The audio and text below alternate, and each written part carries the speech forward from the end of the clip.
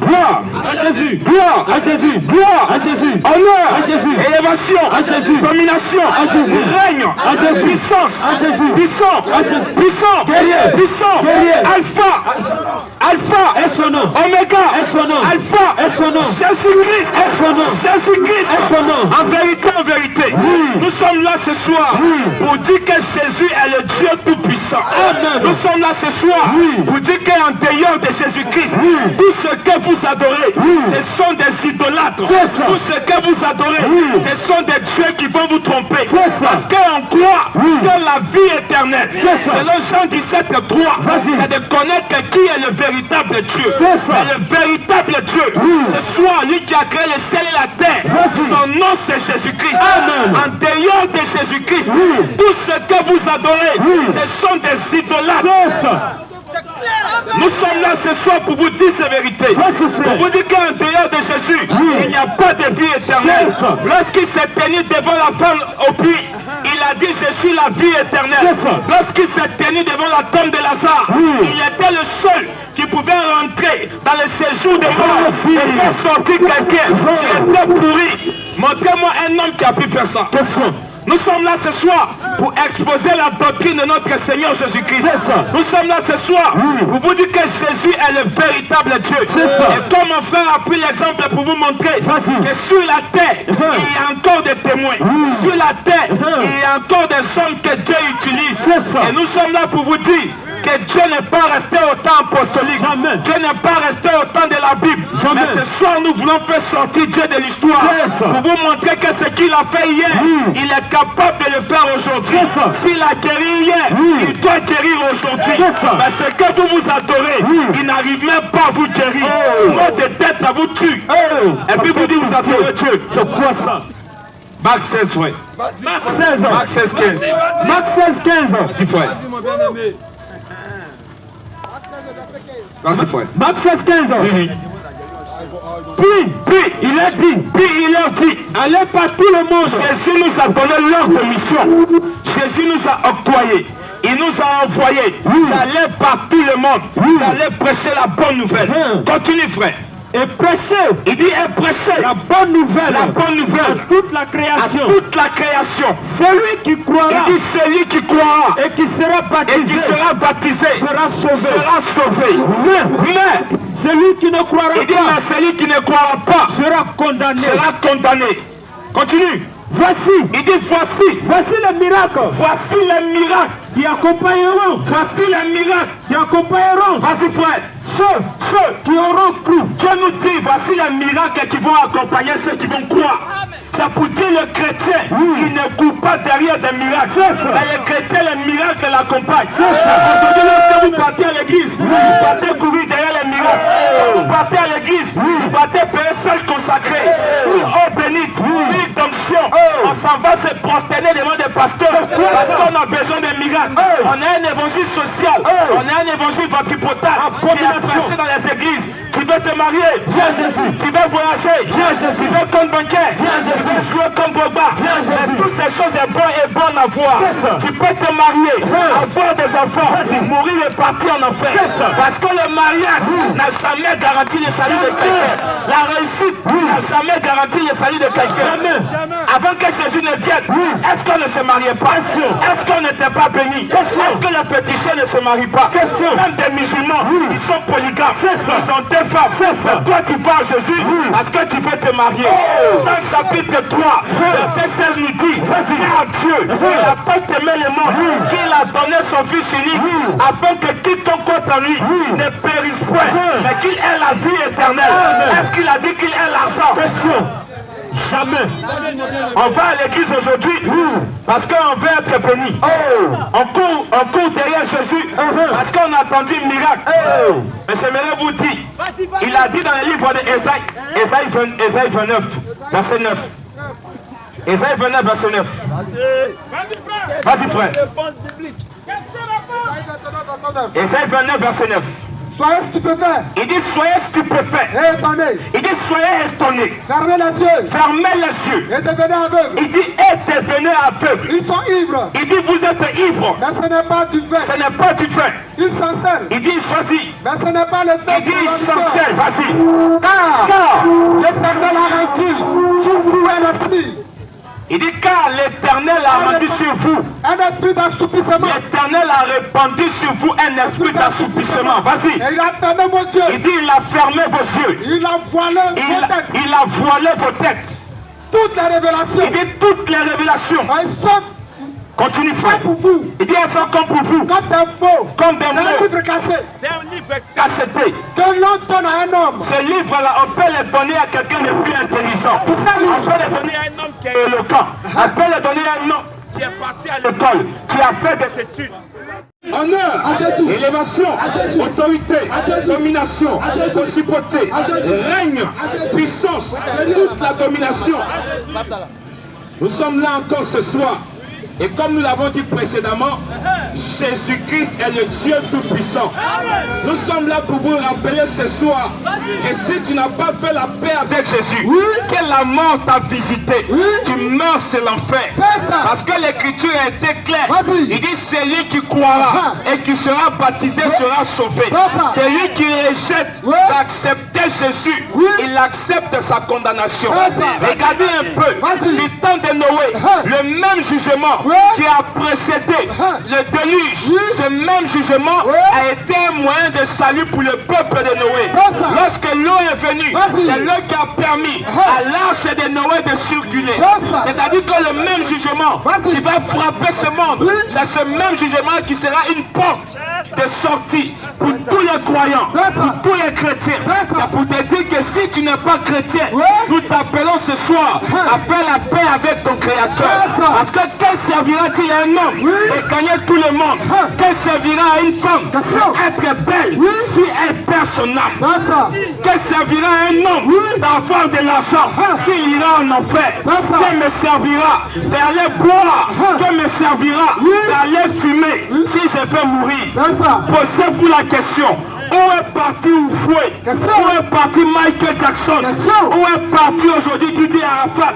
Ils sont morts parce que l'écriture est claire. Il dit tu es poussière, tu retourneras à la poussière. Ça veut dire tout ce qui a eu un commencement doit avoir une fin. L'homme a eu un commencement. L'homme était bébé, il a grandi, il a marché sur la terre, il est devenu vieux et la tombe l'a appelé. Mais regardez une seule chose, moi j'ai rencontré un homme. Cet homme, lorsqu'il a parlé, il a dit tu es poussière, tu retourneras à la poussière. Mais quand il se révèle à David, il dit à David, je ne laisserai pas mon sein être corrompu par le séjour des morts. Lorsqu'il s'est tenu devant la tombe de Lazare, pour montrer qu'il avait les clés de la vie, pour montrer qu'il avait les clés de la résurrection, il s'est tenu devant la tombe de Lazare et il a dit Lazare, Lazare sort. C'est pour dire que si tu as l'espérance de la vie, l'espérance de la vie c'est en Jésus-Christ. Et tous ceux qui vivent sur la terre, il n'y a que des chrétiens qui vont ressusciter. Tu n'es pas chrétien, la tombe va te retenir. On a vu l'apôtre Paul se tenir et il a dit mort, où est ton aiguillon? Ce jour de mort, où est ta victoire? Parce qu'il y a un homme, le fondateur de notre religion, le fondateur de notre foi, le fondateur du christianisme. Sa tombe est restée vide. Aujourd'hui, Mohamed, il est dans la tombe. Krishna, il est dans la tombe. Bouddha, il est dans la tombe. Tous les grands philosophes, la tombe laisse à recueillir. Mais Jésus-Christ, il est le seul qui est rentré dans la tombe. Et le troisième jour, il est sorti vivant du tombeau. C'est pourquoi il a dit, celui qui croit en moi vivra quand même, il sera mort. La mort n'a pas de pouvoir sur nous. Le chrétien, lorsqu'il rentrera dans la tombe, il sortira et il dira mort, où est ton aiguillon? Nous sommes là pour vous rappeler ces choses, que pendant que tu marches sur la terre, il faut te rappeler qu'il y a des hommes aussi qui ont vécu sur la terre comme toi. Il y a des tombes, il y a des cimetières, il y a des mémoriaux qui continuent de rendre le témoignage que des hommes ont vécu sur la terre. Si vous voulez regarder, il y a eu des gens qui ont existé avant vous. Il y a le cimetière de Koumassi, il y a le cimetière de Pamboué. Allez regarder les tombes. Tous ces grands hommes politiques, aujourd'hui, qui se sont tapés la poitrine, ils sont couchés à Ivocep, ils sont couchés dans des morts, ils sont couchés dans des cimetières. Mais toi, tu ne veux pas accepter Jésus. On va continuer la lecture. Vas-y, frère.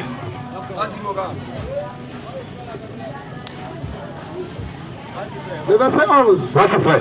Toute la révélation. Il dit toute la révélation. Pour vous est comme un mot. Voici un peu le problème qui choque toute l'humanité aujourd'hui. On voit des hommes qui ont une grande connaissance.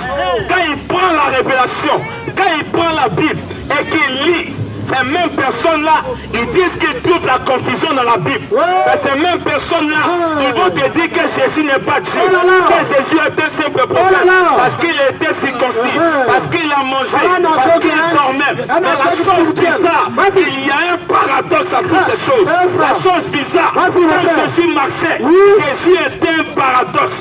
Il a dit, je suis une pierre d'achoppement pour ceux qui ne vont pas croire. Mais pour ceux qui vont croire, je serai un rocher, ce sera une pierre angulaire. Vous dites pour les chrétiens, Jésus n'est pas une pierre angulaire. C'est pourquoi nous, quand Jésus dit, mon Père qui m'a envoyé, ça ne nous choque pas. Parce qu'on sait qu'il est le Père. Il ne nous parle pas en parabole. Il ne nous parle pas en parabole. Parce que si Jésus n'est pas le Père, posez-vous la question. Qu'est-ce qu'on appelle orphelin? Un orphelin, c'est quelqu'un qui a l'absence de père. Un orphelin, c'est quelqu'un qui a l'absence de mère. Mais Jésus dit aux disciples, je ne vous laisserai pas orphelin. C'est qu'il était qui pour les disciples? Si Jésus dit aux disciples, je ne vous laisserai pas orphelin, il était qui pour eux? Mais on voit des gens, quand on leur donne la Bible, tellement ils ont une grande connaissance, c'est pour dire que non. Quand on leur présente la Bible, ils vont prendre cette même Bible et ils vont nous dire que la femme peut prêcher parce qu'il manque de révélation. L'écriture a été claire. Je ne permets pas à la femme de prêcher. Je ne permets pas à la femme d'enseigner, d'évangéliser, ni de prendre de l'autorité sur l'homme. Toutes ces femmes qui font ces choses, l'écriture dit, elles sont en abomination à l'Éternel leur Dieu. Mais il dit ce soir, je leur ai donné le temps pour se repentir. Alléluia, alléluia. Il dit ce soir, je donne le temps à toutes ces femmes de se repentir. Parce que la place de la femme, c'est à la cuisine. Même si ça fait mal, on va vous le dire ce soir. C'est parce qu'au début, dans le jardin d'Éden, il y a une femme qui a quitté sa position, que le péché est rentré. C'est parce qu'elle a dit, oui, Dieu a dit, Dieu a réellement dit. C'est à cause de ça qu'aujourd'hui il y a les ambulances. C'est à cause de ça qu'aujourd'hui c'est un peu peut nous piquer. C'est à cause de ça qu'un moustique peut manquer respect à l'homme. Parce qu'il y a une femme qui a quitté sa position. Mais regardez l'armée du ciel. Regardez le soleil. Regardez la lune. Ils n'ont jamais changé de position. Mais l'homme a toujours été le problème. C'est l'homme qui a créé ce qu'on appelle la religion. Mais j'aimerais vous dire ce soir, la plus grande séduction, la plus grande séduction du malin, la plus grande séduction de Satan, c'est de te faire croire que tu es chrétien alors que tu n'as jamais été chrétien. Satan veut vous blaguer que vous avez accepté Jésus. Satan veut te blaguer que tu es dans la religion. Mais le père de la religion, c'est Satan. C'est ça. Dieu n'a jamais été le père de la religion. Jamais. Continue la lecture, mon frère. Toute la révélation. Il dit toute la révélation. Est pour vous. Est pour vous. Comme les mots d'un livre caché. Il dit est comme les mots d'un livre cacheté.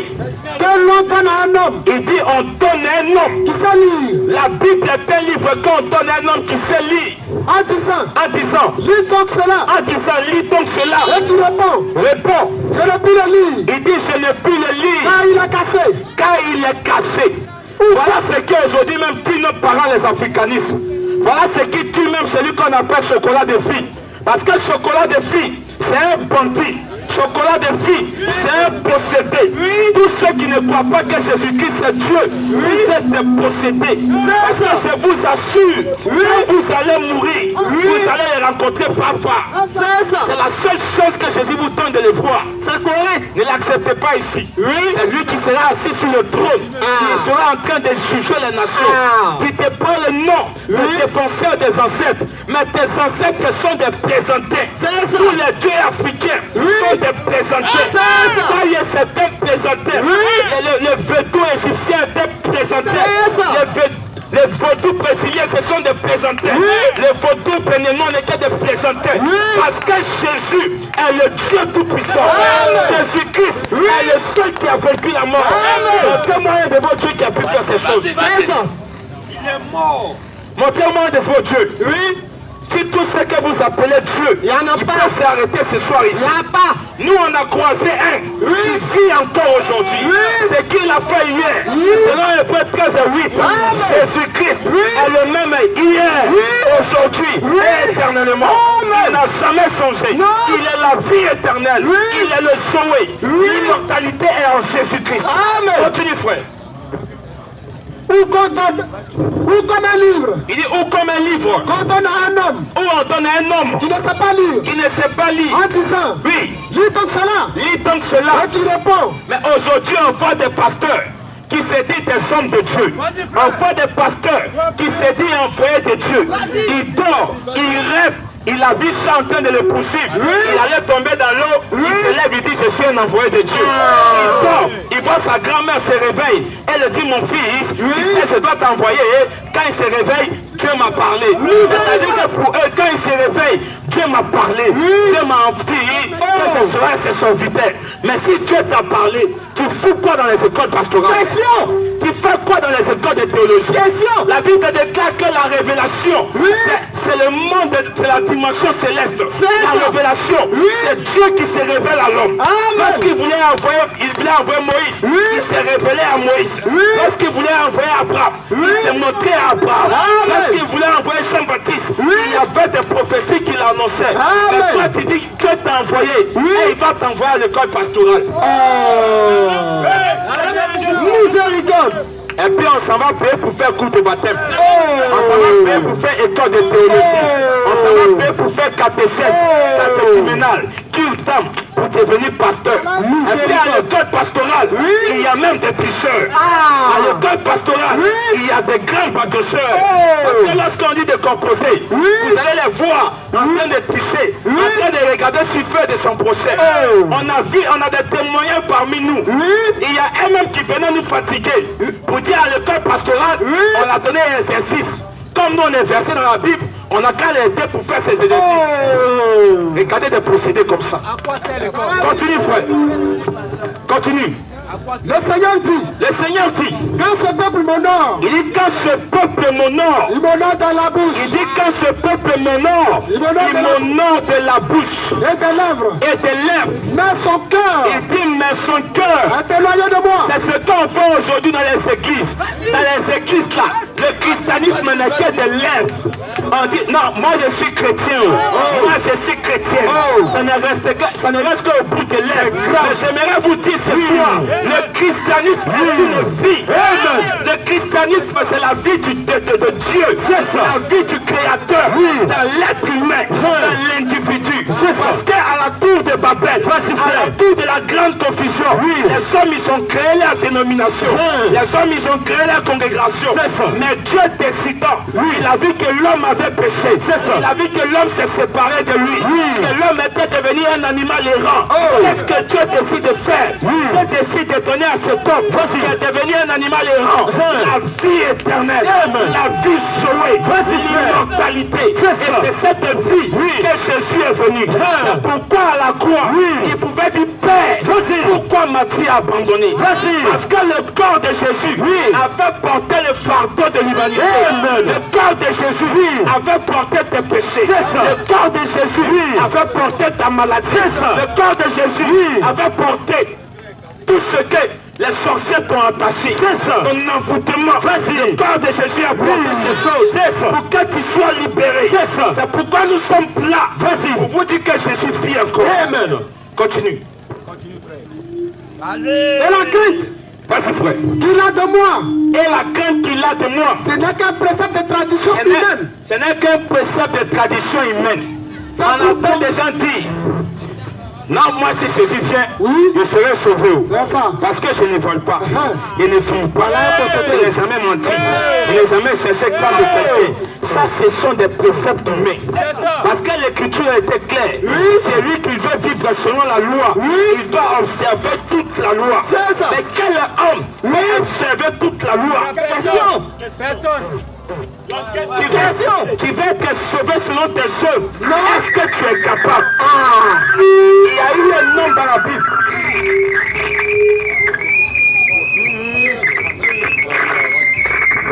Comme mon frère l'avait fait introduire précédemment. Ce homme riche, il est venu voir Jésus.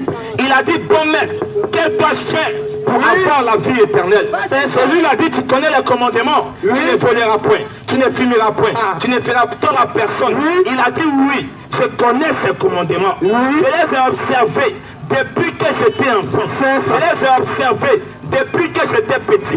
Mais Jésus l'a regardé. Jésus l'aima. C'est pour dire ici ce soir, vous qui nous écoutez, Jésus aussi vous aime. Vous qui nous écoutez, ce soir Jésus est compatissant envers vous. Et lorsque Jésus dit à cet homme, va, abandonne ce que tu as, puis viens et suis-moi. Il s'est trouvé indigne parce qu'il avait de grands biens. Alors, ce soir, il y a beaucoup parmi vous. La voix de Jésus vous aime. Jésus vous aime. Mais vous allez vous détourner de celui qui vous a aimé. Pourquoi? À cause du sexe. Pourquoi? À cause des choses de ce monde. Pourquoi? Parce qu'aujourd'hui, à cause de manger, à cause de boire, on attend des évangiles sociaux, on attend un évangile prospérité, un évangile de prospérité, où le pasteur, avec son gros ventre, il est assis sur chair, il est assis sur trône, en train de dire, tu veux te marier, viens Jésus, tu veux voyager, viens Jésus, tu veux compte bancaire, viens Jésus, tu veux jouer contre ton bar, viens Jésus, tu veux réussir, viens Jésus. Ils ont aussi un évangile de voyage pyramidal. L'Esprit de Dieu me dit, on va faire un voyage pyramidal. On va aller dans ta famille.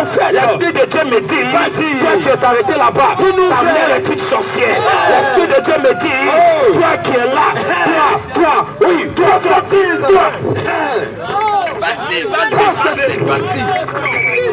c'est de la plaisanterie, c'est ça. Parce que la Bible était claire. Voyage pyramidal là, c'est quitter où? Question. Aujourd'hui, on rentre à l'église. On voit des hommes qui se disent aujourd'hui des chrétiens, qui se disent chrétiens. Aujourd'hui, on va faire un peu quelque chose. Et demander à tous les frères ici avec moi de parler en langue. 1, 2, 3.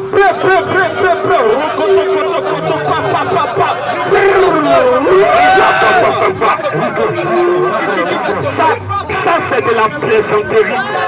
Ça c'est le parler en langue capitale. Ça la Bible appelle ça le parler en l'air. Vous parlez en l'air. On ne sait pas ce que vous dites. Le capitaine même lorsqu'il fait on sait ce qu'il a. Même lorsqu'un bébé pleure, on sait de quoi il a besoin. Mais toi chaque midi, Shawa, Mawa, Pawa, Rigra, c'est quoi ça? Rigra congrès, Rigra petit grain. On sait que tu as envie de manger riz. Même ça, on n'a même pas besoin d'interprète.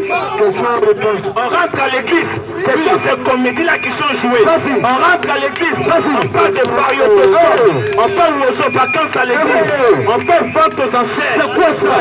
Donne-moi le bidon, On fait vente aux enchères. C'est-à-dire qu'aujourd'hui, l'église de Jésus est devenue une boutique. On prend un bidon de Awa qui est 500 francs. Le pasteur soulève ça à l'église. Il dit qui dit mieux? Qui dit mieux? Qui a dit attends, moi j'ai 1000 francs, 20 000, 10 000, 20 000, 35 000, 38 millions. On paye ces bidons de 500. On va faire ça à 500 000. Parce qu'aujourd'hui, le pasteur veut s'enrichir. L'écriture a été claire. Il dit prêcher l'évangile du dépouillement du vieil homme. On ne vient pas pour vous dépouiller de votre argent. On doit vous dépouiller de votre mauvaise vie. On doit te dépouiller de ta vie de voleur. On doit te dépouiller de ta vie de prostituée. On doit te dépouiller de ta vie de méchant. Jésus ne vient pas pour vous dépouiller de votre argent. Jamais. Mais quand on rentre à l'église, ce n'est que cet évangile qui a été prêché. On va sel à l'église. On va huile à l'église. On va l'eau à l'église. C'est quoi ça? Mais ça, ce sont des bons condiments pour manger un bon garba. Vas-y frère. J'ai sel, j'ai huile, et puis j'ai l'eau. Mais mon frère, moi sur ton garba, il faut manger. Mais on va payer ça à l'église. Parce que l'église est devenue aujourd'hui de la plaisanterie. C'est ça. Au point que la puissance de Dieu n'est plus manifestée. C'est ça. Au point que les pasteurs doivent aller se cacher derrière bailler ou avant mouchoir. C'est-à-dire que quand ils ont ça, ils fait... Ça fait pitié. Ça va. On lui dit fire. Mais ça, c'est de l'amusement. Jésus n'a pas fait ces choses. Quand Jésus se tient devant un paralytique, il dit, toi, démon, sors. Le démon est chassé. Lorsque Pierre s'est tenu devant le paralytique, il dit, regarde-moi, je n'ai pas de l'argent, je n'ai rien. Mais ce que j'ai, au nom de Jésus, laisse-toi et marche. Amen. C'est ça l'évangile. Lorsque la femme a la peur de sang, elle s'est tenue. Elle a dit simplement, si j'arrive à toucher le bord de son vêtement, je serai guéri. Alléluia. Elle a payé combien? Mais aujourd'hui, quand tu es malade, on te dit qu'il faut payer 25 millions. On te dit simplement pour voir le pasteur. Il faut voir ses cortèges.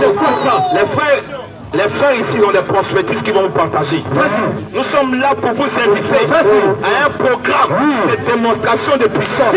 Parce que regardez, Dieu, lorsqu'il s'est révélé à un homme du nom d'Élie, parce que sur la terre, toute la terre s'était corrompue. Tous les habitants de la terre, ils avaient corrompu leur foi. C'est-à-dire que les hommes, ils se sont tournés vers Baïe, ils se sont tournés vers Baal. Ils partaient derrière les faux dieux. Mais Dieu avait un témoin. Le témoin de Dieu était Élie. Dieu dit à Élie, va sur la montagne de Dieu, va défendre ma cause. Quand Élie est venu, il a rassemblé tous ses prophètes, toute cette école de prophètes, et il s'est tenu devant eux. Il a dit aujourd'hui, réveillez-moi votre Dieu. Votre Dieu, il dort. Et c'est ce qu'on voit. Les bouddhistes, quand ils viennent adorer leur Dieu, ils s'en vont s'arrêter. Ils ont Gaïa assiette comme ça, avec petit bâton dans sa main. Il dort. Il dort. Miam miam reconson. Miam miam reconson. Il dort. Il continue de dormir. Il continue de dormir. C'est-à-dire pour toi, ton Dieu, il dort. Oui, devant Jésus-Christ, tout ce que vous adorez, ils ont dormi. C'est ça. On a vu un homme du nom de Ahmed Tita. Il a passé tout son temps sur les réseaux sociaux. A dit, Jésus n'est pas Dieu. A dit, Jésus est un simple prophète. Mais le jour de sa mort, il était couché sur le lit de ce bateau. Il n'y avait que des asticots qui ont rempli sa bouche consommateur. Parce que Jésus n'est pas l'ami du quartier. Il y a eu un autre qui allait chanter que Jésus n'a pas été crucifié. Jésus n'a pas été crucifié.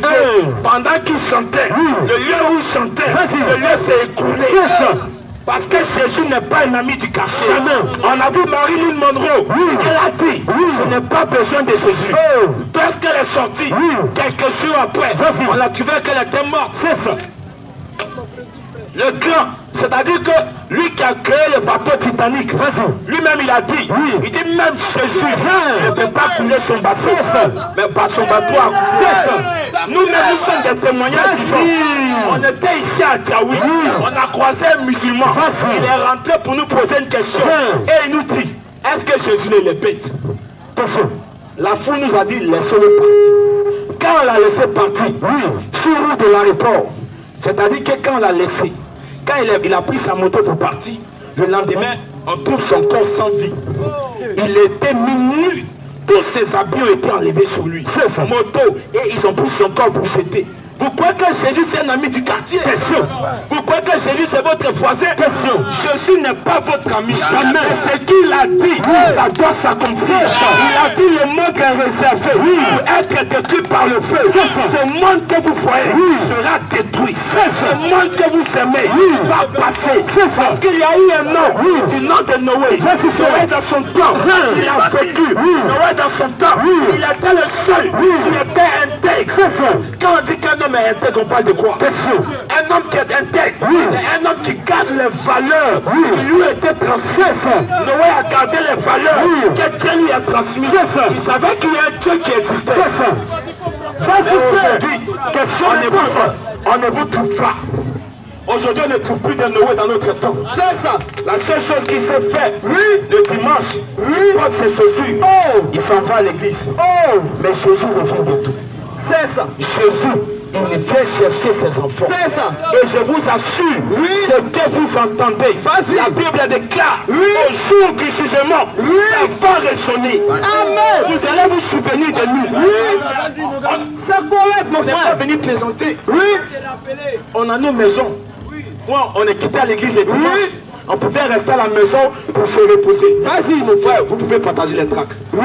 On pouvait rester à la maison pour se reposer.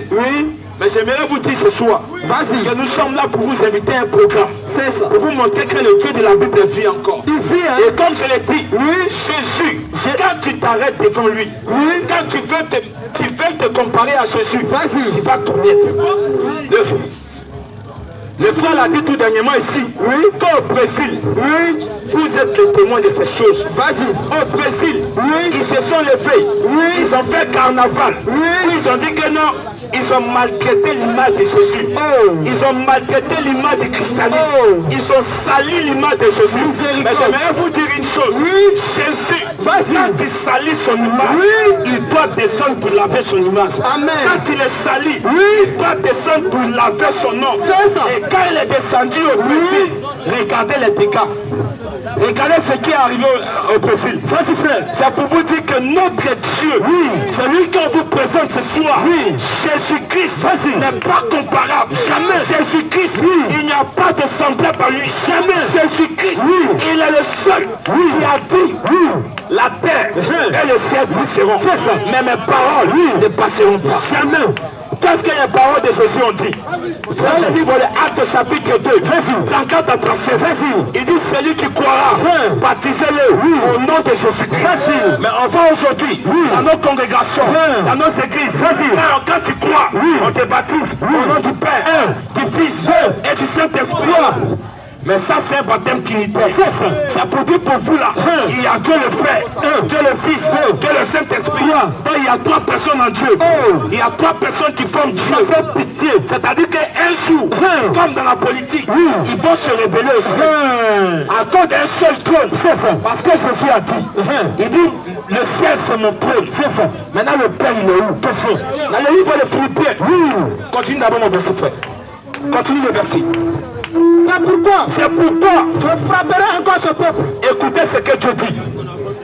Dieu dit, parce que ce peuple, tellement ce peuple est aveugle, tellement ce peuple ne sait pas le connaître. Il dit, c'est pourquoi je frapperai encore ce peuple. Il dit, c'est pourquoi je frapperai encore ce peuple. Par des prodiges et des miracles. Il dit, je vais frapper ce peuple par des prodiges et des miracles. C'est-à-dire aujourd'hui, quand tu es en train de courir derrière un miracle, quand on dit non, un pasteur fait un miracle, tu es là. Quand on dit non, il a guéri, tu es là-bas. Il dit, je suis en train de te frapper. C'est pourquoi vous voyez aujourd'hui là, les femmes là, elles courent que derrière un miracle.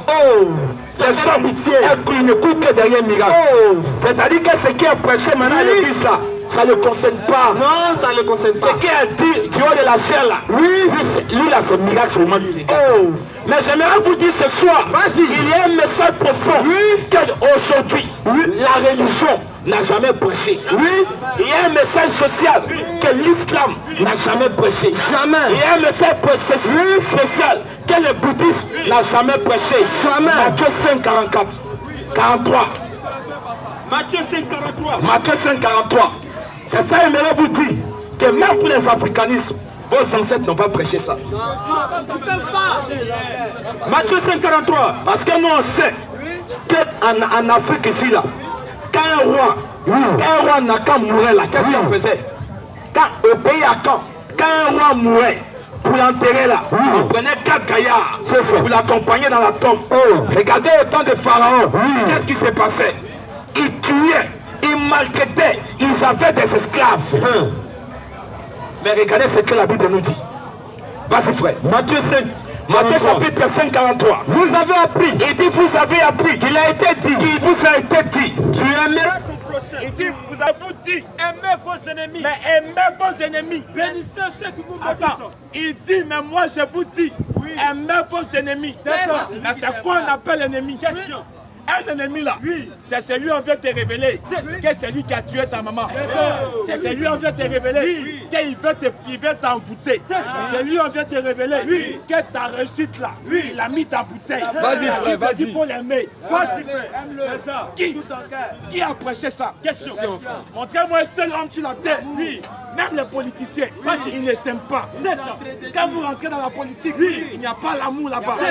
Aucun homme sur la terre peut aimer son prochain. Il n'existe pas. Parce que la Bible était claire. Il dit même les gens de ta maison, ils vont te vendre. Regardez seulement. Les gens de votre maison, les gens de votre entourage. On dit l'ennemi. L'ennemi n'est jamais loin. L'ennemi est toujours prêt. Qui a tué Abel? C'est son propre frère. Qui a vendu Joseph? C'est son propre frère. L'ennemi n'est jamais loin. L'ennemi est toujours à côté. Mais la Bible te dit, il faut l'aimer quand même. C'est ça la vie éternelle. La vie éternelle, il a dit, voyez de quel amour le Père nous a témoigné en donnant son Fils. Jésus nous a aimés au point qu'il donne son Fils. Jésus a toujours été un sujet de paradoxe. Lorsqu'il était dans la barque, il dormait. La Bible déclare qu'il dormait à la poupée. Il dormait profondément. Mais lorsque les tempêtes se sont levées, lorsque la mer était tumultueuse, les disciples l'ont réveillé. Tranquillement, il se lève. Il part. Il menace le vent. Il part. Il menace les eaux. Mais qui est cet homme de Jésus? Qui peut s'arrêter et menacer les eaux? Il est écrit au commencement, dans Genèse chapitre 1, verset 1, que l'Esprit de Dieu se mouvait au-dessus des eaux. Mais quand Jésus vient sur la terre, qu'est-ce qu'il fait? L'esprit qui était au commencement, l'esprit qui se mouvait au-dessus des eaux. Quand Jésus entre en scène, il marche sur les eaux. Il montre qu'il était l'immortel qui était au commencement. Il marche sur les eaux parce que Jésus est la vie. C'est pour vous dire que la vie éternelle, c'est d'accepter Jésus-Christ. C'est la vie. Ne croyez pas que c'est de l'amusement. Ne croyez pas qu'il y a encore le temps. Parce qu'il est écrit, c'est lui qui tient ta vie. C'est lui qui tient vos jours. Qui connaît le moment. Qui vous reste à vivre sur la terre. C'est Jésus-Christ. Aujourd'hui, regardez un peu. Des jeunes meurent. Des enfants meurent. Allez-y à l'Ivocep. Ils sont couchés comme ça. Mais qu'est-ce qui se passe? Regardez, on ne parle pas de l'élection présidentielle de octobre. Mais vous êtes témoin vous-même. Vous êtes troublé. Quand on parle d'élection là, quel sentiment ça rend dans votre cœur? Qu'est-ce que 2010 a laissé comme plaie dans votre cœur? 3000 morts. Vous avez peur. Quand on parle de octobre là, non, il doit payer ça de riz. Il doit rentrer au village. Mais on vous dit qu'au temps de Noé, Dieu a détruit des hommes. Ça ne vous crée pas la peur. On vous dit qu'il y a un Dieu qui dit qu'il va détruire la terre. Ça ne vous fait pas peur. C'est lorsque des hommes vont se battre là. C'est ça vous fait peur. Mais ne vous inquiétez pas. L'enfer est une réalité. Le ciel est une réalité. Il ne faut pas accepter Jésus. On entend même des gens dire que non, Jésus là, il n'est jamais vu. Je vais le voir. Tu pries chaque jour. Tu veux voir Jésus. Il ne faut pas t'en faire. Quand tu vas mourir là, il sera assis sur le trône, il va te juger. Il sera assis sur le trône et tu vas le voir. Parce qu'il a dit, tout œil le verra. Apocalypse. Anderson. Apocalypse. Apocalypse 1, verset 7 à 8. Apocalypse 1, 7. Oui. voici. Il dit voici. Je viens avec les nuées. Il dit voici. Je viens avec les nuées. C'est-à-dire Jésus vient. Oui, viens. C'est pas un ange qui disait ces choses. C'est ça. Il dit voici, je viens avec les nuées. Oui. Et tout œil Il dit et tout œil. le fera. C'est-à-dire que tu sois musulman, Oui. que tu sois animiste, que tu sois bouddhiste, que tu sois africaniste. La Bible déclare que tu verras Jésus face à face. C'est ça. Continue. Même ceux qui l'ont percé. C'est-à-dire que ceux qui disent Jésus n'existe pas, vous allez les voir. C'est ça. Hey, hey. Toutes les tribus de la Il dit, terre et tous les tribus de la terre, se lamenteront à cause de lui. tous ceux qui vivent sur la terre, Lui et Amen. vont pleurer, vont se lamenter. C'est ça.